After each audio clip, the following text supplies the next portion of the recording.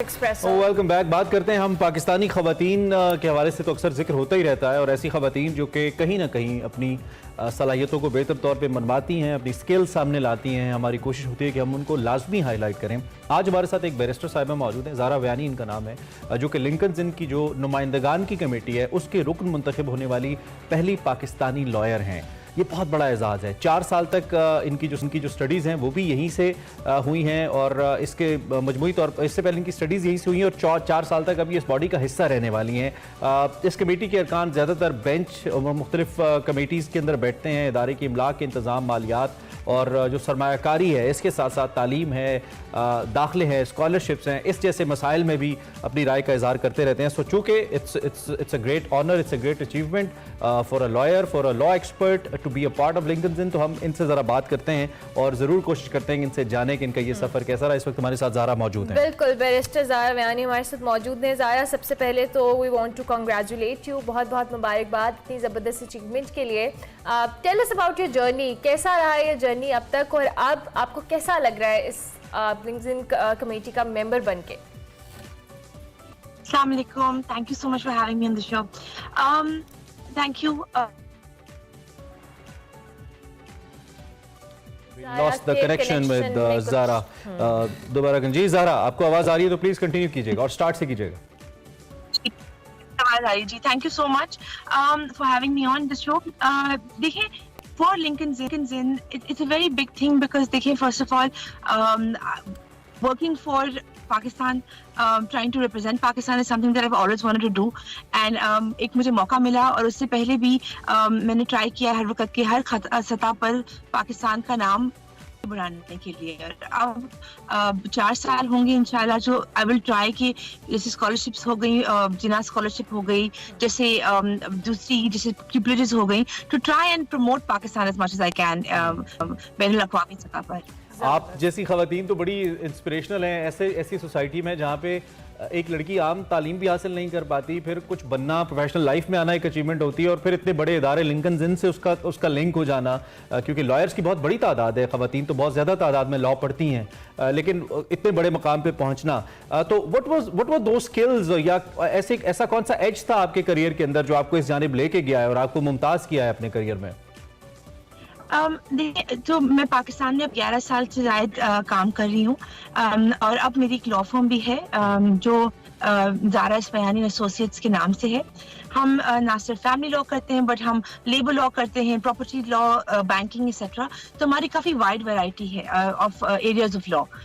उसके अलावा I have a team of 10 people. तो मैं जो हमारे फ्रेश ग्रेड्स हैं उनको भी मौका देने की कोशिश करती हूँ, इंटर्न्स भी रखती हूँ अपार्ट फ्रॉम द एसोसिएट्स, ताकि maybe I can give back to the students also, कि और सिर्फ ख़वातीन नहीं पर हर किस्म की माइनॉरिटीज भी मेल एंड फीमेल बोथ, ताकि सबको इक्वल अपॉर्चुनिटी दे सकूं अपनी फर्म में।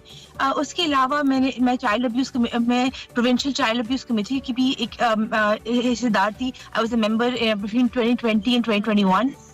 मैंने एक आर्टिकल भी लिखा है, journal article on alimony rights of women.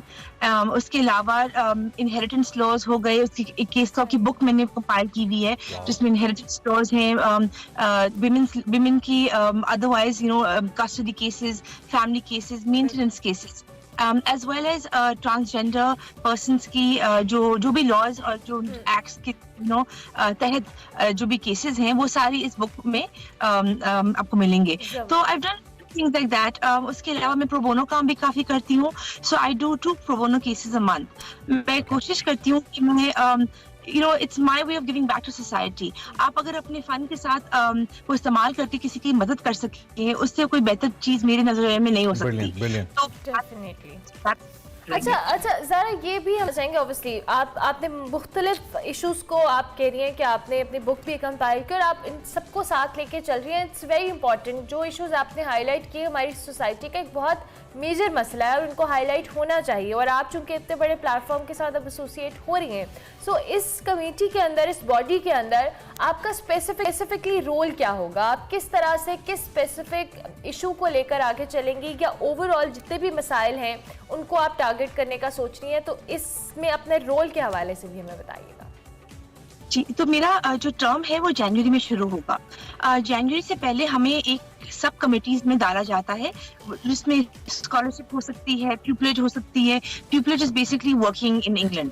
तो and there are other sub committees also. तो मैंने ऑलरेडी अपनी ख्वाहिश इजहार कर दी है कि मैं स्कॉलरशिप में हूँ या प्यूपिलेज कमिटीज में हूँ। उस जी, क्या फायदा ये है कि अगर देखिए 50% से ज्यादा पाकिस्तानी जो हैं या साउथ एशियन जो स्टूडेंट्स हैं वो लिंकन जिंदगी जाते हैं। तो आई वांट कि एटलीस्ट एक मेरे मुझसे जो पहले भी बीआरसी मेंबर्स थे, they have tried also, but अभी तक उनका they have not been successful कि एक जिना जो हमारे कायदे आज़म है उनके नाम से जुड़ी हुई एक स्कॉलरशिप प्रोग्राम हो जो साउथ एशियंस को एंड पाकिस्तानीज को हेल्प करे, क्योंकि अभी तक इंटरनेशनल स्कॉलरशिप नहीं है। So for students I want that. Otherwise also देखिए हम चाहते हैं वहाँ पर कि एक दफा बात हो जाए तो थोड़ा प्यूपिलेज हो, थोड़ी एक्सपीरियंस हो, थोड़ा वर्क एक्सपीरियंस हो, एंड दैट इज समथिंग जो हमारे स्टूडेंट्स को बहुत आसानी से नहीं मिलती। तो आई वांट उसमें प्रमोट। और जो हो गया बैनुल अक़वामी सतह पर हमारे क्लाइमेट चेंज हो गया, एलिमनी लॉज जिसकी मैंने बात की पहले, ऐसी बहुत सारी लॉज हैं जो इंटरनेशनल लॉज कहलाते हैं, जो हमने अभी यहाँ ना इम्प्लीमेंट किए हैं, ना हमारी कोई टॉक्स हुई हैं, ना सेमिनार्स हुए to discuss them. So I want at least a discussion to start, कुछ तो बात शुरू हो। नहीं, बहुत अच्छा, अच्छे ग्राउंड्स पे आप सोच रहे हो। खासतौर पे जो स्कॉलरशिप का आइडिया है ब्रिलियंट, और पाकिस्तान में इतने ब्रिलियंट ब्रेन्स मौजूद हैं हर शोबे के अंदर, और ख़ास तौर पे आपके शोबे के अंदर भी, कि जो कि किसी भी जगह पे किसी भी अच्छे बड़े प्लेटफॉर्म पे अपने आप को मनवा सकते हैं। लेजिस्लेशन की आपने बात की, लॉ मेकर्स लॉज तो बना देते हैं। पाकिस्तान बैरिस्टर ज़ारा सबसे ज़्यादा सफ़र कर रहा है इस वक्त लॉ की इम्प्लीमेंटेशन ना होने की वजह से, and people suffer because of that. और हमारा अनफॉर्चुनेटली जो निज़ाम इंसाफ है is one of the worst. अभी रिसेंटली जो ट्रांसपेरेंसी इंटरनेशनल की ग्रेटिंग आई है, मैं पढ़ रहा था, इसकी बुनियादी वजह आप क्या समझती है बीइंग अ लॉयर, और क्या मुस्तकबिल करीब में कुछ ऐसा हो सकता है आप जैसे अजहान मिल के कुछ ऐसा करें कि हम इससे निकल जाएं और लॉ लेसनेस खत्म हो मुल्क के अंदर, जो सबसे बड़ा मसला है मुल्क का?